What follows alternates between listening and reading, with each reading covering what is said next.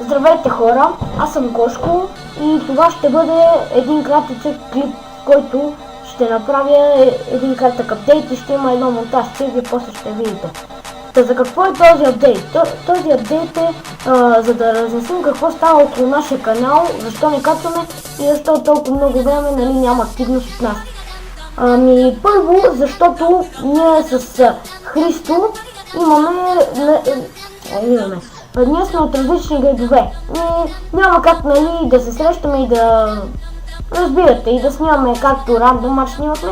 Трябва само през ваканциите, когато той идва тук в моя град. И чак тогава ще може да снимаме. Второто е защото на мен компютъра ми е твърде слаб. Както казах още в първия клип, че ще си купувам компютър, но още не съм се снабдил с него и за това не качвам клипове. Нямам възможност. Но има една добра новина, която ще подпомогне активността на нашия канал. И това е, че имаме нов член. Той е мой стар приятел от детството ми, много добър приятел ми е. Каза се Йордан, той ще снима някои поредици на FIFA и ние с него ще си разясним какво ще правим.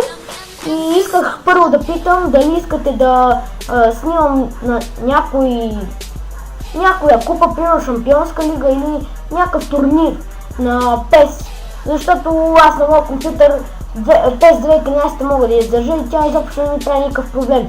И заради това исках да ви питам и това е и ще се видим отново.